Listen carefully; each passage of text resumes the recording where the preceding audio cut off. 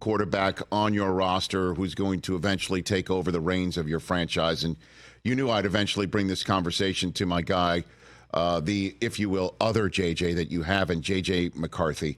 I noticed he wasn't taking any first team snaps. What are you executing for your plan with him right now?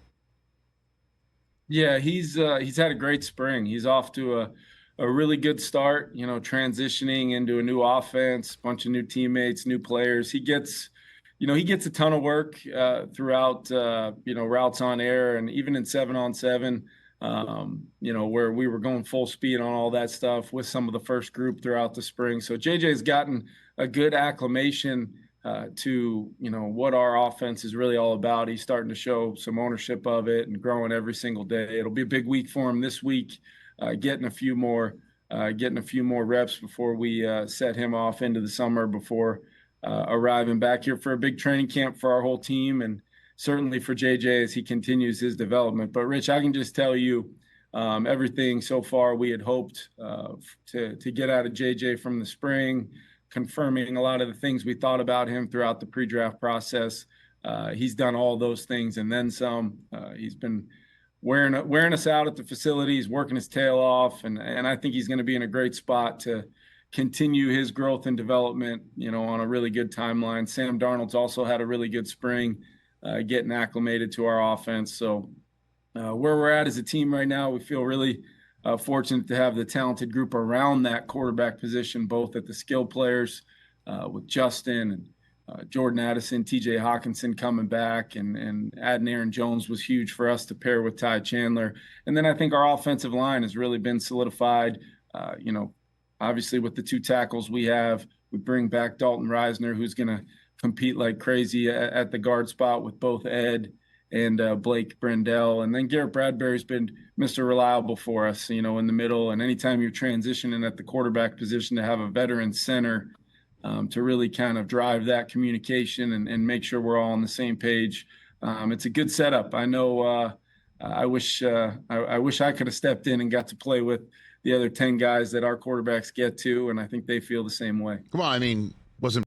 Okay, so what Kevin O'Connell just did is a masterclass, an absolute masterclass on being a great head coach and managing two quarterbacks with a new, highly touted, draft pick rookie quarterback in JJ McCarthy.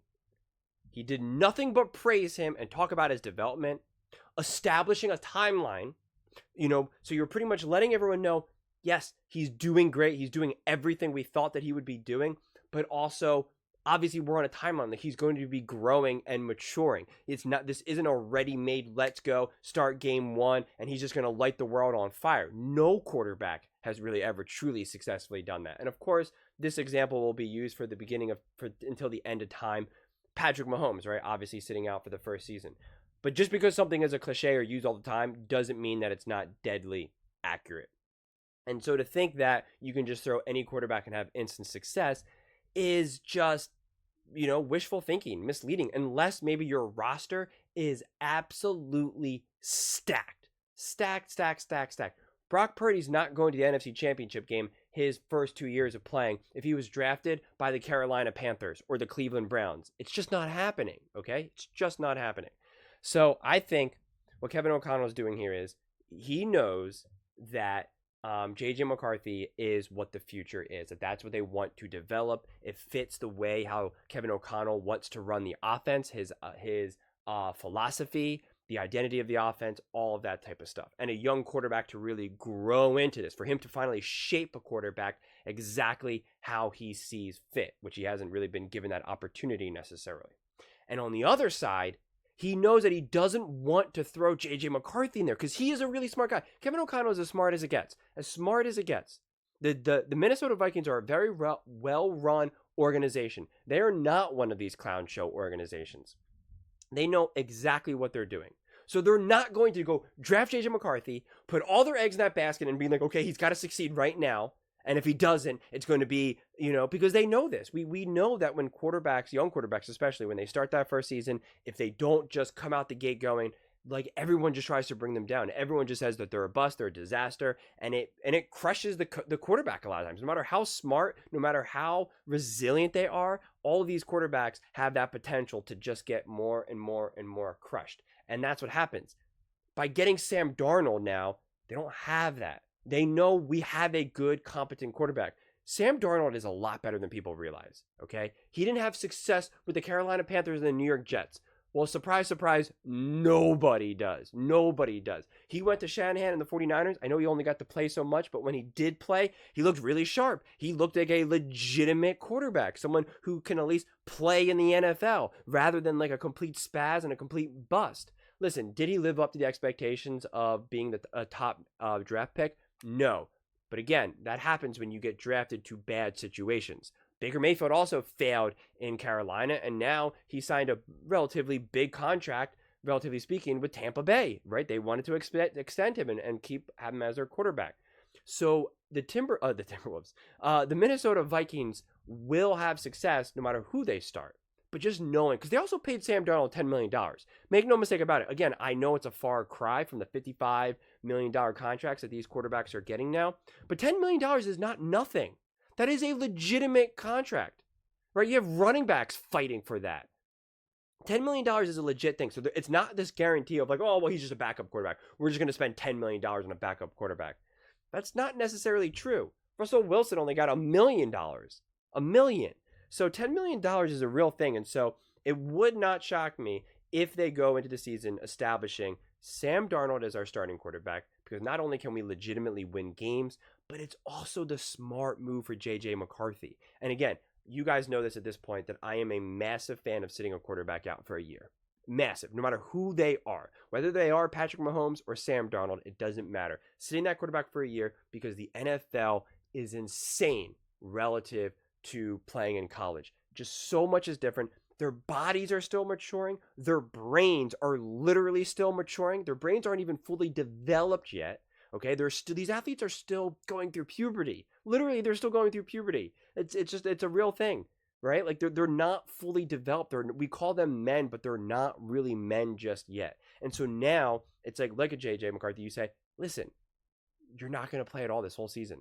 No worries. No pressure, no stress. You're just going to spend time learning how to be a true, bona fide professional athlete, not mixing with dating and college nonsense and parties and drinking. I know these guys only do that so much to begin with, but it's still a part of it. It's still there. They have to go to class. It's still something. Now they get to just put all of their attention. They finally get world-class strength and conditioning, nutrition. And again, don't get me wrong. I know colleges aren't, especially like a Michigan program, these aren't, bottom level like nothing, but nothing compares to the NFL. Nothing. If it was a very easy crossover, then all the people in success in the pros and in college would all have success in the pros. And it's just not that easy. So when you take things slow and you say, you're just going to continue to learn. You're going to continue to grow. We're going to watch Sam. You're going to learn what to do from Sam. You're also going to learn what not to do. Even if he plays terrible and has a 4-interception game, well, you have a front row seat as to why it all went down, why he's playing terrible. And you get to just do it in a relaxed, much more stress free environment, which really, really matters. It does. And I use this example before because it's what we do with our important jobs, what we do with doctors and surgeons. When they graduate med school, they don't just throw them in and say, congratulations, you're a doctor now. First, you have to become a resident. Okay. And then even after that, after you even are no longer a resident, you then still have further training. So it continues to go and go and go. You don't just graduate and boom, now you're doing heart surgery. It's not the way it works. So we talk about the quarterback position being the most important position in all of professional sports. The position that has the most responsibility. That's why they get paid the most and all of that and how important it is. So take things slow. Don't rush us out. I know everyone's excited. I know everyone's excited about all the teams are excited about their new young rookie quarterbacks because they all think, yes, we got the guy. The franchise is going to change. And you see all the highs. But again, there's amazing doctors out there, amazing lawyers out there, amazing whatever professionals out there that it takes time. They don't graduate whatever grad school, whatever med school, and they don't just immediately become world class like that. It takes them a second. They're residents, they're assistants, they're, juniors, like whatever the profession is and what you refer to it as. So I think with Kevin O'Connell, he's just so smart because he's not getting lost in the hype. It was incredibly smart to go out and get Sam Darnold. It was smart to even pay that amount of money. And it's smart now to not try to force JJ there, because you could do the opposite. You could say, we're going to put JJ up there, but we still wanted Sam Darnold as a backup, right? Like, that's not what he's doing. He's essentially putting Sam Darnold in the driver's seat and saying, listen, unless this guy really proved to just be a disaster and Shanahan just kind of, put a Band-Aid on him and make him look better than he was, like, no. Like, we're going to let him play because he's going to win some games. He's going to be a good quarterback where the team can get behind him. The fans can get behind him. And J.J. McCarthy gets to go along for the ride. Very similar to a Patrick Mahomes and Alex Smith type thing. Not, of course, identically, right? Obviously not exactly, but closer to that than not, quite frankly. So I just think everything the Minnesota Vikings that are doing is just so smart. And when you see these interviews from all these other coaches, some coaches just drop the ball with what they say, whether it be from the Patriots or wherever, where they're just like, yeah, our quarterback has a lot to work on. Like, the way they say it just doesn't give you any sense of confidence. But the best interviews that I really heard were from Sean Payton, actually, with Bo Nix and the Broncos. Obviously, Kevin O'Connell, like I've just been praising right now, as well as Dan Quinn and Jaden, their quarterback for the Washington Commanders. It's just smart coaching, smart mic management, I'll call it, PR management, and just a smart, slow approach. Smart and slow will almost always win and beat out fast and dumb.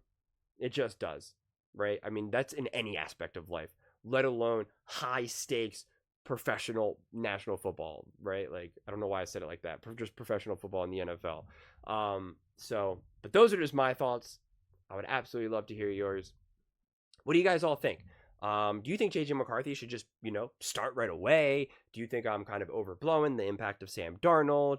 What do you guys all think? Let me know in the comments below. I read every single comment. So whether you agree with me or disagree with me, either way, let's get in some discussions. Let's get in some fights. But ultimately, let's just have some fun. And please do consider subscribing. We are building an amazing community here, and I would absolutely love to see you part of it. I want to build something that we all genuinely feel connected to, something that we're really excited to be part of, and I think we're well on our way to doing that. Also, please don't forget to give this video a thumbs up, as it really does help with the visibility and the algorithm. Thank you so much. See you next time.